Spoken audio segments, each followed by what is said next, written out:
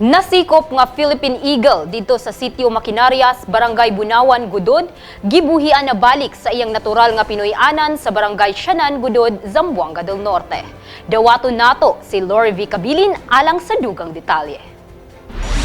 Usa ka Philippine Eagle nga gipangalanan og Gudod ang gibuhian karon dinhi sa lasang sa Barangay Sianan, lungsod sa Gudod. Kini dakong garbo sa mga taga-Gudod sa probinsya sa Zamboanga del Norte ug sa tibuok Zamboanga Peninsula. Gibuhian na balik sa lasang sa Barangay Sianan, lungsod sa Gudod sa Tercero Distrito ning probinsya sa Zamboanga del Norte ang usa ka bayi nga Philippine Eagle nga gipangalanan og Gudod kaniadtong adlong Lunes, Enero 10 ning tuiga. Gipanguluhan kini ni DNR9 Assistant Regional Director Ronald Gadot uban sa mga personahe sa Philippine Eagle Foundation ni Executive Assistant Joey Bernard kinsa maoy marepresentar ni Governor Roberto Uy ug ni Mayor Abel Matildo. Sumala ni Dr. Ernest Duldula, resident veterinarian sa Region 9 Wildlife Rescue Center, nga gisiguro nga himsog si Philippine Eagle Gudod adiser ang pagbuhi balik niini ngadto sa natural niini nga puloy-anan. Kinimatod niya gaedad og 5 anyos o ana-ana sa maturity o andam na nga makapangita og kapares niini. Aniya ta karon sa pag-release ni Gudod, isa ka Philippine Eagle nga gaedad og 5 anyos. Bali sa ato ang pag-assess niya kaganina og katupang prior pag-rescue na estimate na nato sa iya nga naa na siya sa maturity niya, which is siya isa ka babaye nga posible nakaitlog na o wala pa. Mo depende pa pud na sa mag-surveillance gikan sa Philippine Eagle Foundation. Ang resulta sa iyahang mga laboratory sama sa iyang blood samples negative kini sa mga sakit nga posible mo igo o iyang ginadala. Negative siya sa avian influenza ug uban pa nga makaapekto sa iyahang pagpamuyo o pagbalik niya sa wildlife. Sa iyaha pong feeding, gi-rehabilitate nato siya para pag-release nato ang iyahang lawas, ang iyahang pagkahimsog, makasuporta sa iyahang ready siya mobalik sa wildlife. Nasayran gikan ni Community Environment and Natural Resources Officer Junicio Rago nga aksidente kining nabitik sa usa ka upland farmer sa sitio Maquinarias, Barangay Bunawan, Gudod kaniadtong Disyembre 5, tuig 2021. Human nga makumpirma nga usa kini ka Philippine Eagle, dali kining gi-retrieve pinaagi sa koordinasyon sa ilang ahensya uban ni Mayor Matildo sa Municipal Tourism Office, sa PNP ug sa 44th IB sa AFP.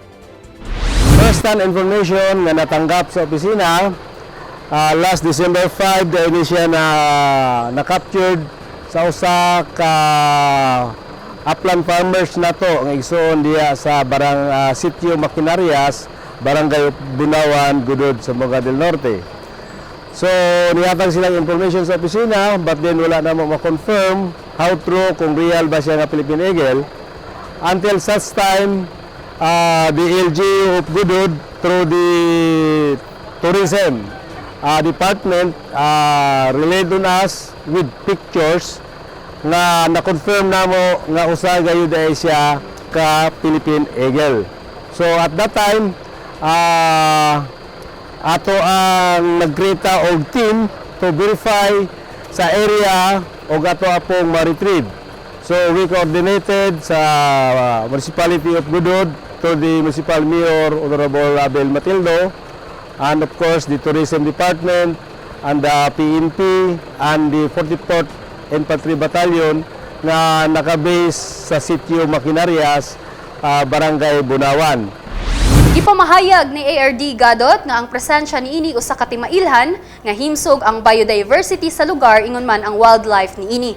Hangyo niya sa mga lumulupyo nga protektahan kini ug tabangan nga mapreserba kini. Ako maghahangyo sa mga lumulupyo diri sa Barangay Sianan kundili sa tibok nga Gudod, municipality sa Gudod, kay dili nato basta-bastahon lamang nga mawala kini nga pangalan. Kini nga pangalan nakatatak na kini sa tibok Pilipinas nga ang Gudod aduna gayoy Philippine Eagle. Nagpasabot kini nga ang Gudod unsay mga resources nga naa diha. Makita nato nga ang eagle naa diri gasor, no? Nakita nato nga naa siya diri gapuyo. So nagpabatuod ka na unsa ka bililhon ang resources nga naa sa Gudod. Tungod kini sa pagprotektar sa atong lokal nga pagamahanan, ang akong hagyo nga kini nga igol ato kini siyang ilibre nga maglupad-lupad papangita dire kanato. Haron makita nato na sa tibuok Pilipinas di ay ang resources nga naa sa gudod ana pagayon. Kay ngano kung naa kini ang igol napakatambok, napakagwapo sa mga resources nga iyang pagkaon nga naa diha. Mensahe sab ni Mayor Matildo ngadto sa komunidad nga ipadayon ang pagpreserbar sa wildlife sama ni Philippine Eagle Godod kay kini garbo sa katawhan sa lungsod. Naghinaot ko nga unta magpadayon kini nga timailhan nga sa maabot nga mga 5 o 10 katuigan karon ang gudod mailhan na gayud sa tibuok Pilipinas tungod kay naglupad na ang atong Philippine Eagle Pride of Gudod nga nagtan-aw kanunay sa atong lungsod nga kini molambo pa. Samtang matod ni Mr. Bernard, malipayon ang probinsya pinanguluhan ni Governor Uy nga duha na kalungsod niini ang adunay Philippine Eagle. Kini dakong garbo sa tibok probinsya sa Zamboanga del Norte. O kani ang lasang sa gudod nga iyang pagapuy-an. Malipayon kita, and it is the pride of Gudod and the province of Zamboanga del Norte nga aduna na kitay duha ka munisipyo nga adunay agila, ang Gudod ug ang Baligian, shared also with Siocon. Nga di ay tay agila sa Zamboanga del Norte. Unsa kanindot nga langgam nga abi nato dili nato makita ug tuara didto sa pikas ng mga probinsya. Karon kanina lasang hinaut nga magpabilin aron nga ang atong langgam, ang atong agila, ang atong Philippine Eagle magpabilin og puyo in the wild. Adeser ang pagbuhi balik ni Philippine Eagle Godod, gibutangan kini og GPS tracker aron sa pagbonitor sa lihok niini. Kay baluan nga sa Zamboanga Peninsula adunay upat ka monitoring site sa Philippine Eagle nga naglangkob sa Midsalip sa Zamboanga del Sur, sa Pasunangka Natural Park sa Zamboanga City ug sa munisipalidad sa Baligian ug Godod sa Zamboanga del Norte.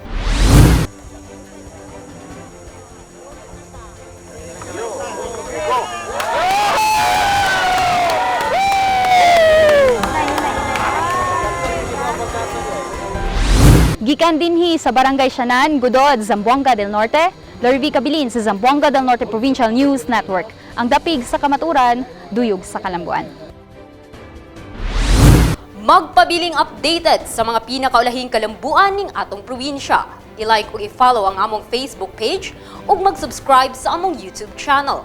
Kini si Lady Mereluya alang sa Zamboanga del Norte Provincial News Network. Ang dapig sa kamatuuran, duyog sa kalambuan.